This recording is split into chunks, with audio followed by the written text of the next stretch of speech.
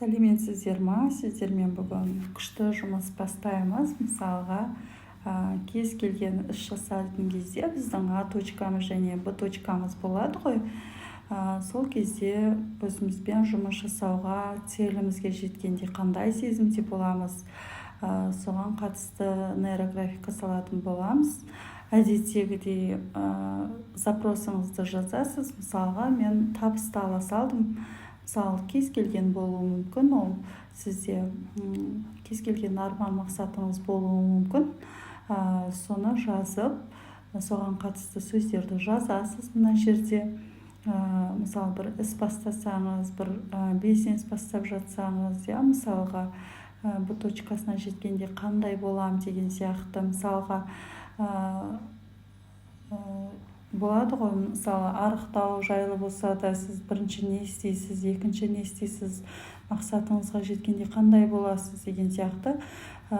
Сол чувстволарды айтады ғой, алдын ала сен как будто орындалғандай сезімде болуың керек деген сияқты. Соны сөзбен емес, біз сурет арқылы соны сезінетін боламыз. Сол нейронымызды оятып, сөздерді жазамыз. Әдеттегідей 2 минутты қойып, күнде көрсетемін. Енді ортаға біз жұлдыз саламыз. Бұл біз өзімізді саламыз, осындай жұлдызды қалағандарыңызша салып, ең ортасына қағаздың. Сосын кейін ортасына мен деп жазып қойсаңыз болады. Өзіңіз көресіз. Енді нейролиниялаймыз. Шүкір жерлерін дұрыстап, сыртынан тағы да бір жүргізіп, анықтап, жұлдызымызды, өзімізді үшін безопасный дейді ғой, сондай қоршап шығамыз да, мынандай. Ең сыртқы бұрыштары ештеңе етпейді, ішкі жағын дөңгелектеп, округлять етіп, гармонияға келтіріп шығатын боламыз. Сосын кейін бұл біздің А точкамыз болады да, дәл қазіргі. Енді ортасынан бастап сыртқа қарай осындай спираль жүргіземіз. Біз жоғарыға өсу үшін, алдыға қарай қадам жасау үшін бізге не керек болады? Энергия керек, энергия, күш-қуат керек. Соны өзімізден сыртқа қарай осындай үлкен бүкіл қағаздың бойын алып жататындай барынша спираль саламыз. Оны да нейролиниялап шығамыз. Мынау енді соңында мынау спираль бітеді ғой, ол біздің Б точкамыз болады. Енді біз осылай не істедік, өзімізді салдық, энергиямызды көтердік, әрекетке көшіп жатырмыз. Мынау біздің қазіргі уақытымыз, қазіргі состояниеміз. Мүмкін мен табысты жаздым ғой. Қазіргі менің тұрақты табысым. Мысалға да, сіз мысалға қазіргі сіздің салмағыңыз деген сияқты, қазіргі сіздің жағдайыңыз деген сияқты. Бұл сіздің дәл қазіргі состояниеңіз, дәл қазіргі ақшаңыз. Мынау келесі бізде идеямыз, мен арықтау үшін не істеуім керек деген сияқты, табысымды өсіру үшін мен не істеймін деген сияқты идеялар келе бастайды. Ішін бос болғанша нейрографика жасап қойсаңыз болады. Сразу сыртынан ирелік жүргізіп, бұрыш-бұрыштарын нейрографикаға келтіріп кетеміз.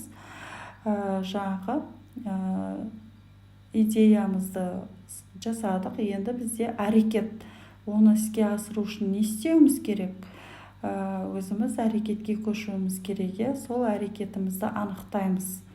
Мысалға, біз жазу түрінде жазамыз ғой, мен ананы жасаймын, ойша жүреді бізде бәрі.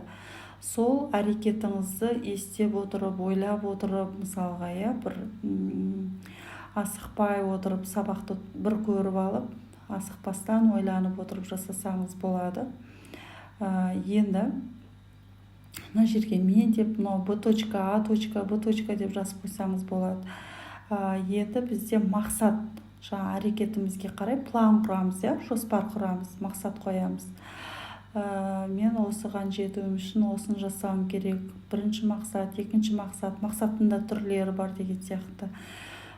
Сол ойыңызға келген мақсатты көз алдыңызға келтіріп отырып, қасыңызға жазып отырсаңыз болады.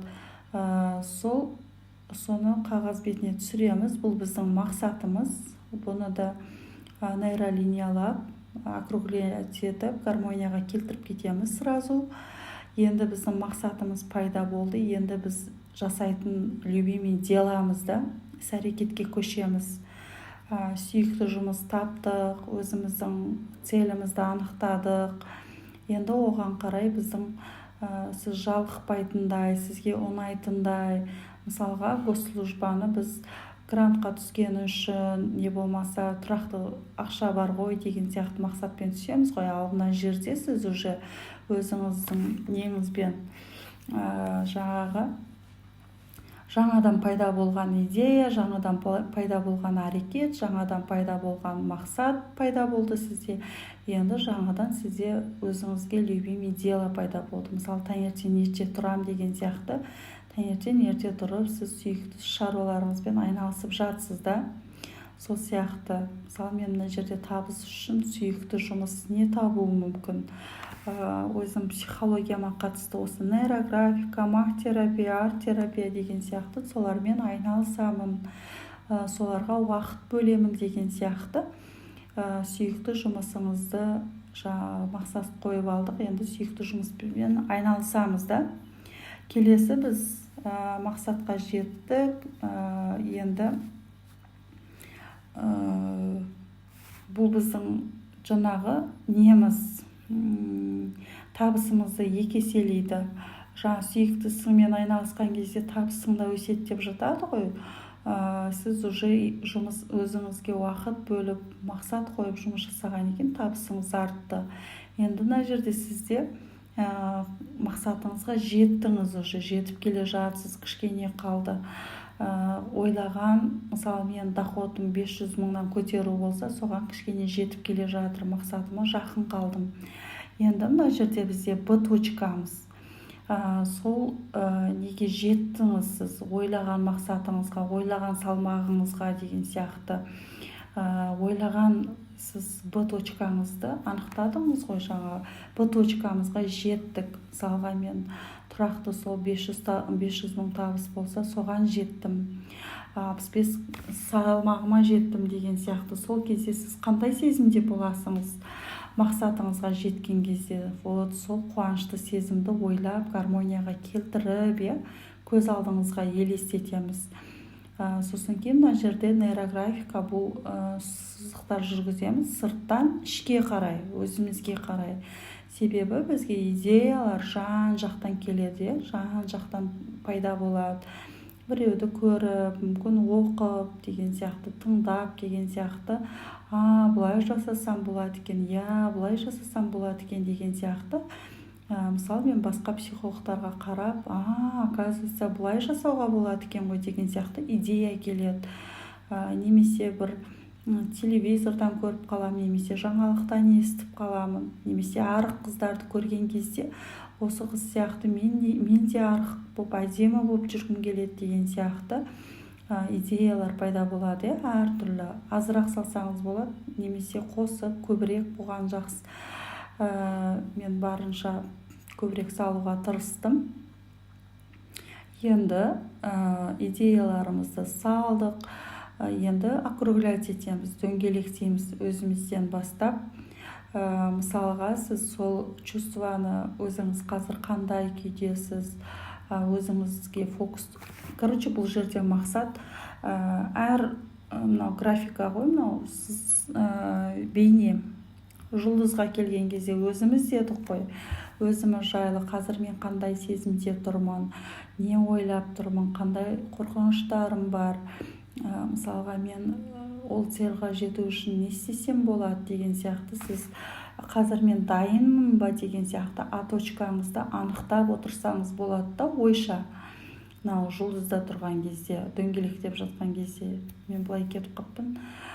Сол кезде сіз қасыңызда айттым, блокнотқа сезімдеріңізді бөлісіп, мен қазіргі А точкам осындай, мен қазіргі табысым осындай, қазір менде уақытым жетпей жүр, не болмаса шаршап жүрмін, не болмаса қайдағы менде артық уақыт жоқ, бірақ арманым бар, өсем деген сияқты сіз қазіргі А точкаңызды анықтап жазып отырсаңыз болады. Мүмкін қасыңызға ертең ұмытып қалмау үшінші қазір осы сурет салып отырған кезде сізде идея пайда, сразу бізге ми не істейді, өзіңіздің состоянияңызды алып келеді. Мысалға қазір мен қайдағы үйде отырмын ғой, қайдағы менде табыс, қайдағы менде цель, мен бала қарап отырмын ғой десеңіз, онда сіз мақсатта жоқсыз, бұл точкаға жету ойыңызда жоқ деген сияқты.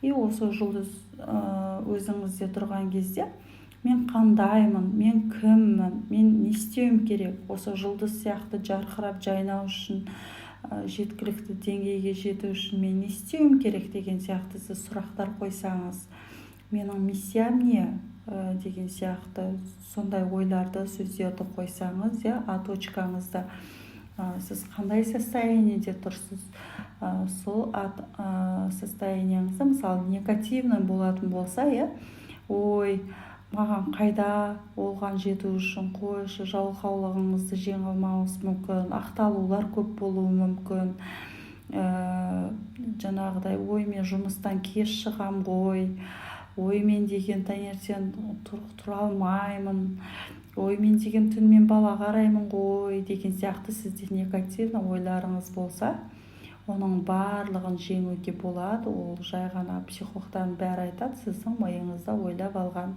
өзінің шаблондарыңыз, картинкаларыңыз 24 сағат барлығына беріледі. Кейбір уақыттарыңызды үнемдеп, сіз оған уақыт ажыратуға болады. Если әрекет шын қаласаңыз, бұл точкаңыз өсу, бұл точкаңыз әдемі болу, бұл точкаңыз жақсылыққа жету болып тұрса, онда сіз міндетті түрде сізді ұйықтатпайды.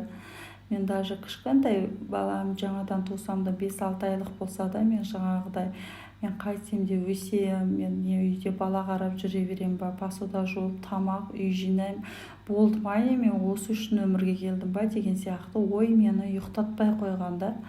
Сол сияқты мен не үшін оқыдым сонда, мен неге сонда просто так сонша жыл оқып дамымайым ба, үйде отыру үшін оқыдым ба деген сияқты, мен неге ол не істемеймін деп, үйде отырсам да, декретте отырмын ғой, бала туып отырмын ғой деп ақталмай, бір кездерде ақталдым, ничего, уақыт болады, демалатын уақыт болады, біраз депрессиямен жүретін уақыт болады, но сонда да біз өзімізді жоғалтып алмай, өзімізге сұрақтар қою арқылы, өзімізді жаңа осознанностьқа келу арқылы біз не істейміз, өзіміздің плюс-минустарымызбен жұмыс жасай бастаған кезде, көре бастаған кезде біз өзгергіміз келеді.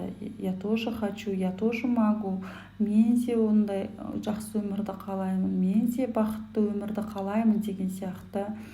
Мынау жұлдызды жасап жатқанда негативный ойларыңыздың бәрін позитивқа айналдырып жатырмын деп айтамын, всегда. Мынау округлять етіп, дөңгелектеп жатқан кезде мен сол проблемамды шешіп жатырмын деп.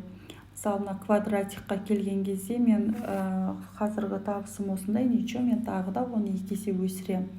Идея келген кезде қандай идеялар болуы мүмкін, не істеуге болады. Сол алдыңызда цель тұр ғой, бұл точка, соған жету үшін мен не істесем болады. Одан кейін әрекет, одан кейін мақсат. Енді сол сүйікті ісіңізге жету үшін сіз мысалға мен осыны жасасам болады екен, мен мысалы осы нейрографиканы неге мен үйретпеске, неге мен мынау жүйелеп, әдемелеп, түсінікті етіп қазақ тілінде курс жасамасқа деген сияқты мен сүйікті шаруалар тауып жатырмын. Бұны 2-ның бірі жасап, үйретіп, уақыт тауып, таңғы уақытын қиып, ұйықтамай тұрып алып, ешкім жасап отырады деп ойламаймын. Бір саран қызыққан адам болмаса, маған өзім әрі мамандығым, әрі өзіме ұнайтын іс, әрі жалықпаймын, әрі шаршамаймын, әрі ұнайтын шаруада. Енді сол сүйікті ісім арқылы мен істеймін, табысымды арттырамын, жаңағы басқа қызығушылар келеді, ол жаңағы көмектесші, ол не сурет, маған да үйретші деген сияқты. Біз сүйікті ісіміз арқылы не істейміз, еңбек ақымыз бар деген сияқты, солай біз табысымызды көтере бастаймыз да. Бұл жаңағы квадратикті үлкейтіп саламыз да, уже побольше. Сол үшін сол екі еселенген кезде ақшаңыз көбейіп жатыр деп уже сіз мына жерде табысыңыз артқаныңызды елестетіп, табысыңыз артқанда қандай сезімде боласыз, табысыңыз артса сіз не істейтін едіңіз, ол ақшаны қайда жұмсайсыз деген сияқты сол табысыңызды ойлап отыру керек бұл жерде. Сол табыс қанша сізде екі есе табысыңызда, мысалы қазір А точка 500 мың болса, Б точкада мен табысым миллионға артты деген сияқты, сол гармонияға келтіреміз барлығын қалдырмастан. Бұл негізі жақсы сурет болған үшін мен оңай және жылдам салып тастадым. Сол сияқты мен неге десе цельдерімді анықтағанды, жүйелегенді жақсы көремін. Егер кейбіреулерге мақсатың қандай, арманың қандай десе, ой, не үшін керек, соның бәрін айту керек па, білмеймін деп даже ойланғысы келмейтін адамдар бар екен. Мен көп көрем, студенттермен жұмыс жасаған кезде сұрасам, көбісі айта алмай қалатын. Бірен-саран пысық қыздар айтпаса, сол сияқты арман мақсатты анықтау, Б точканы анықтау, жетуге ұмтылу, тырысу, әрекет жасау бұл өте күшті көңіл күй сыйлайды, энергияны көтереді өзінде.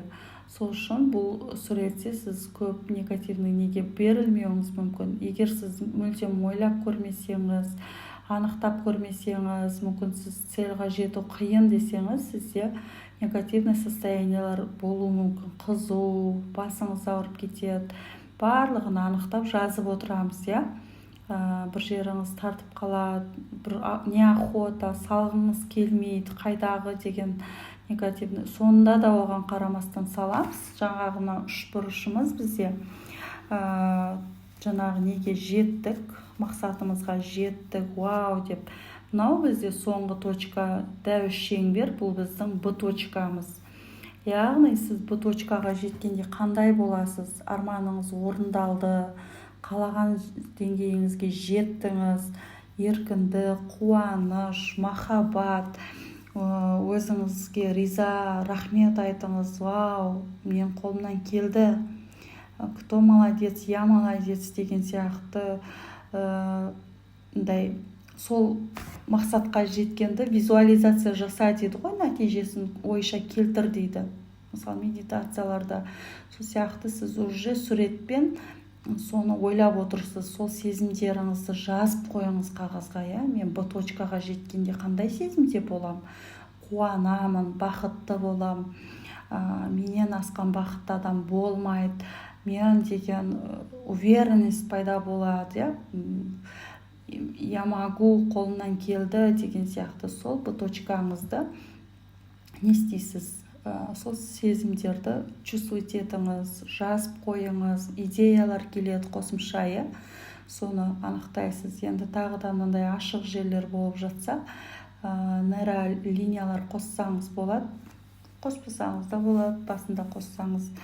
Мен сол бір-екі тағы да толықтырып қосып жібердім ашық жерлерге. Қанша нейролиния көп болса, сонша жақсы дейді. Ол біздің идеяларымыз, мүмкіндіктеріміз деген сияқты. Дөңгелекте барлық нені, бұрыш-бұрыштарды гармонияға келтіреміз. Келтіріп жатқанды да ойлап отырыңыз. Егер мен осы целіма жетсем не болады? Б точкама жеткенде қандай боламын? А точкам бұлай еді, Б точкам бұлай. Біздің көз алдымызда тұрады уже. Бұл жерде біздің идеяларымыз, мақсаттарымыз, әрекеттеріміз, Б точкамыз деген сияқты барлығын бір қағаздың бетінде тұр. Қасына жазып қойсаңыз, сол сезімдер чувствовать етсеңіз, миыңыз сізге миыңызда ойлап жүрген нелеріңізді сразу қағаз бетіне түсірген екен. Ми оны тез қабылдайды да, бұған осы керек болып жатыр екен ғой деп.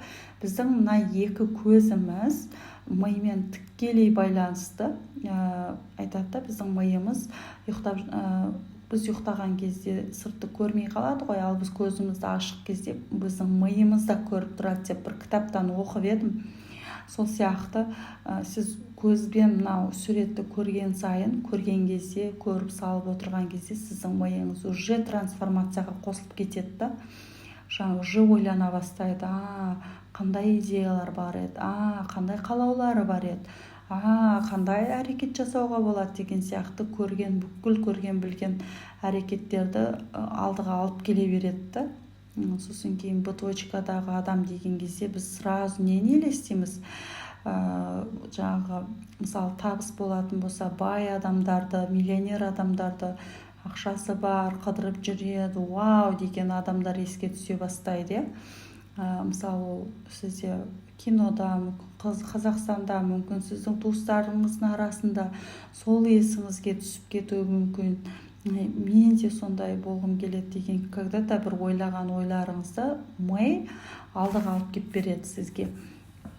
Сосын кейін жаңа цельдер, сүйікті істер, мен мынамен айналысқым келеді деп сіз когда-то бір бала кезде любой моментте айтқан болсаңыз, оның барлығы жоғалып кетпейді. Біздің ішімізде түпкі санамызда жасырылып қалған подсознаниямен жұмыс істейді ғой. Бүкіл психологтардың мақсаты подсознаниямен жұмыста. 3% бізде бергі жағында болса, ол логикада санамыз.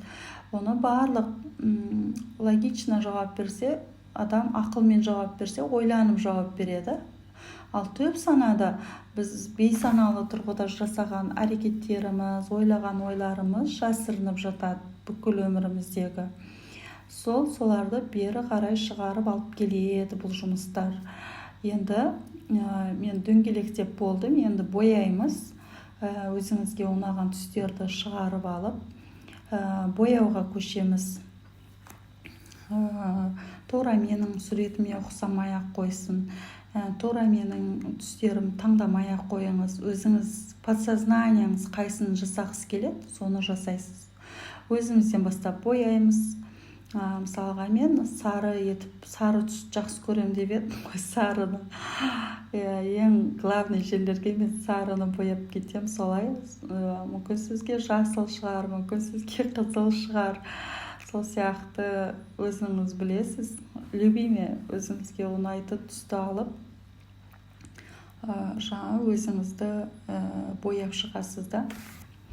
Осымен бұл жұмыс күшті, маған ұнайды, жақсы көріп жасайтын жұмыстарымның бірі жаңағы.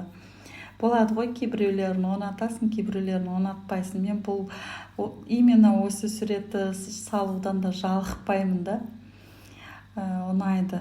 Мына бізде жаңағы қазіргі табысымыз дедік қой, стабильность. Мен үшін тұрақтылық, мындай не деген көк түсті береді.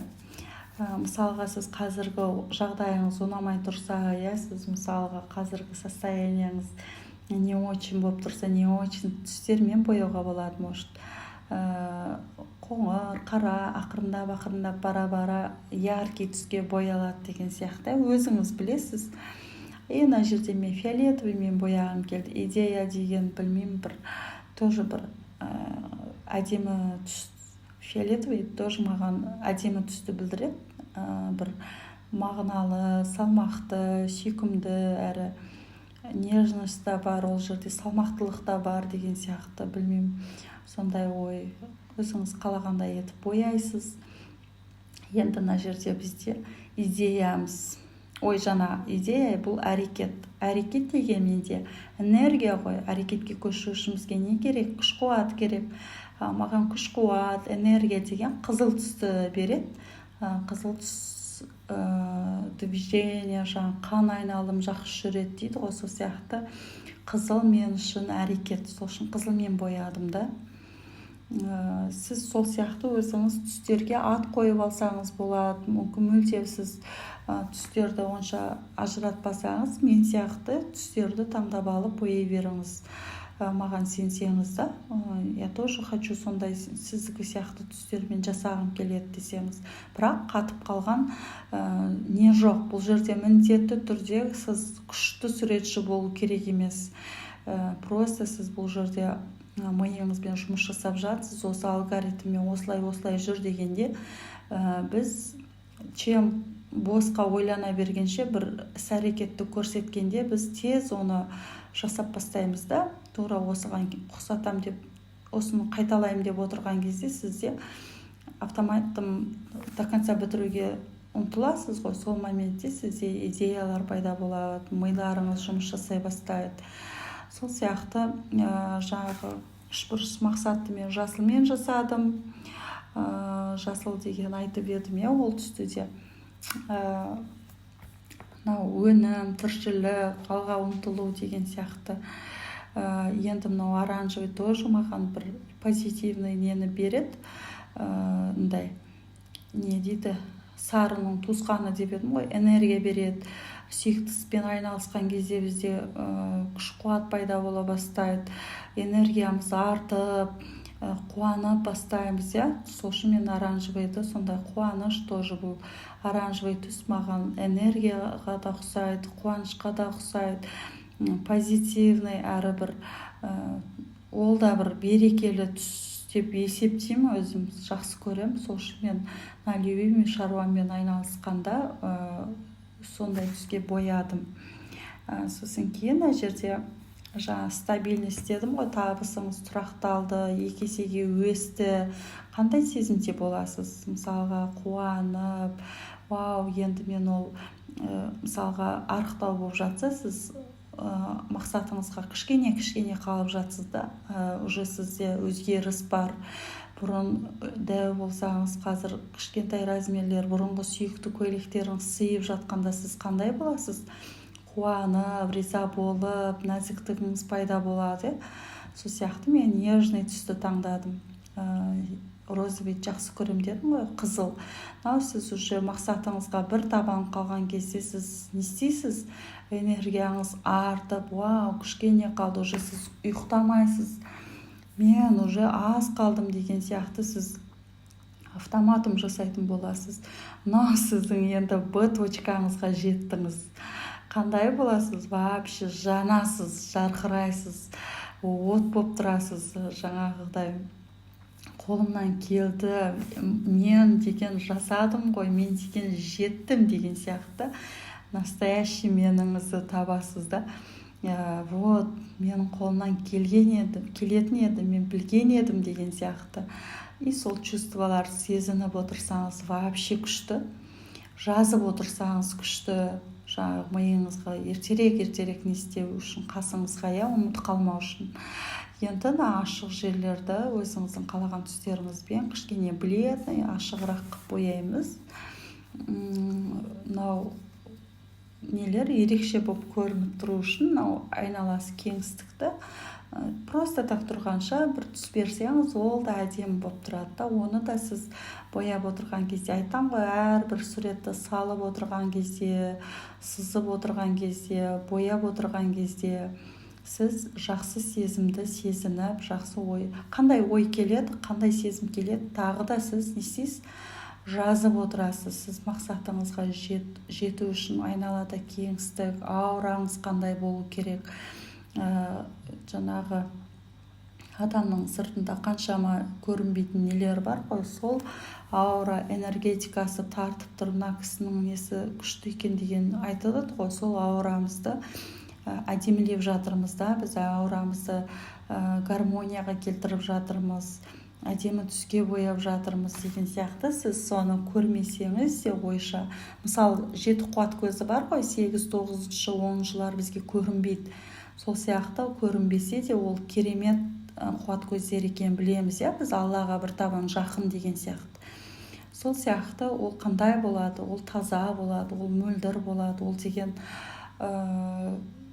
бәрінен лучше болады деген сияқты. Сондай сезімдерді сезініп отырсақ, айналамыз жақсы болса, біз жақсы ортада, жақсы кеңістікте жүрміз деген сияқты сезініп, біз бұл точкамызға жету үшін бір негативный жертва, төмен жерде жүрмейміз ғой, ортада. Мысалға сіз мақсатыңызға жету үшін сіз қандай кеңістікте жүрсіз, қандай жақсы жерлерде жүрсіз, қандай дамушы орталарда жүрсіз деген сияқты сондай ойларыңыз, сондай жақсы жерлерді представлять етіп, мен сондай ортада жүргім келеді, өзім сияқты ойлайтын единомышленниковтар дейді ғой, сондай қыздарды тауып алып, чтоб сондай жақсы энергетикасы тартып, бірге жеткім келеді, ертерек жеткім келеді деген сияқты сондай идеяларыңызды тоже ойлап отырсаңыз болады.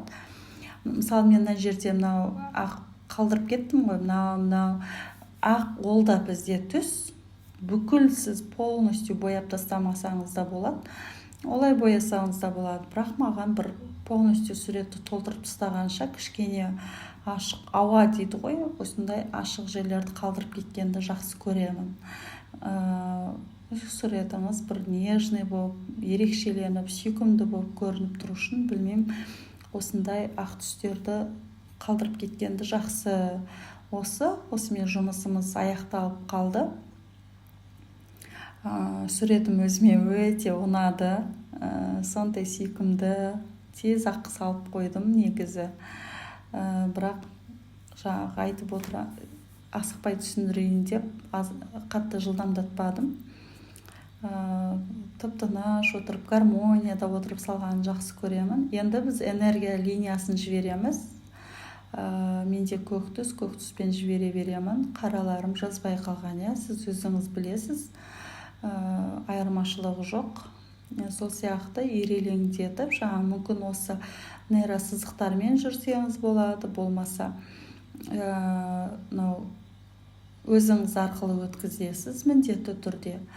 Сосын жоғары қарай көтересіз, сөйтіп жуан сызықты Аллаға, біз бүкіл шаруамызды Аллаға тапсырып үйрен дейді ғой, сол сияқты жақсы цельді қойдыңыз, бұл точкаңызға жеттіңіз, и Аллаға сіз жақсы энергетикаңызды, жақсы идеяларыңызды жіберіп жатсыз да.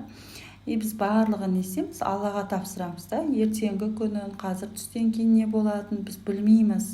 Сол сияқты біз алдын ала болатын немізді де жақсы намерение жіберіңдер дейді ғой, жақсы ниет жіберіңдер дейді. Сол сияқты біз Алла тағалаға жақсы ой жіберіп жатырмыз да, жақсы идея, не айтсаң сол орындалады дейді. Қандай программа қоясың өзіңе, сценарий жасайсың, сол міндетті түрде орындалады дейді ғой. Мысалға, сіз жай ғана айта салсаңыз да ол орындалып кетеді. Сол сияқты сіз бұл жерде біз арманымызға жету үшін әдейілеп сурет салып, жақсы сценариймен, жақсы оймен жақсы жұмыс жасадық. Енді соны біз Аллаға жіберіп жатырмыз, энергия жіберіп жатырмыз да, жақсы немізге жету үшін.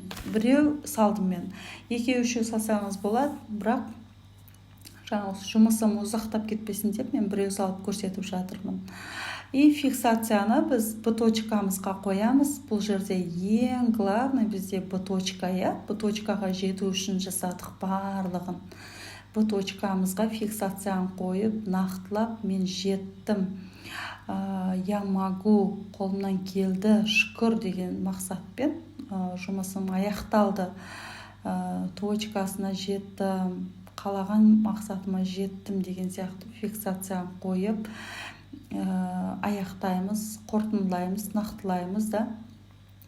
Сол сияқты айналалары қалдырмай, ұмытпай, бұрыш-бұрыштарын бәрін қайтадан гармонияға келтіреміз. Стилизация ғой соңғысы. Жаңа қай жерде недостаток, бояуларыңыз онша ұнамай тұрса, кішкене толықтырып, әдемелеп бояп жіберуге, қалып қалған қателіктер көзіңіз шалып қалса дұрыстап жіберуге болады. Осылай суретім өзіме ұнады. Сұрақтарыңыз болса жекеге қоясыз да.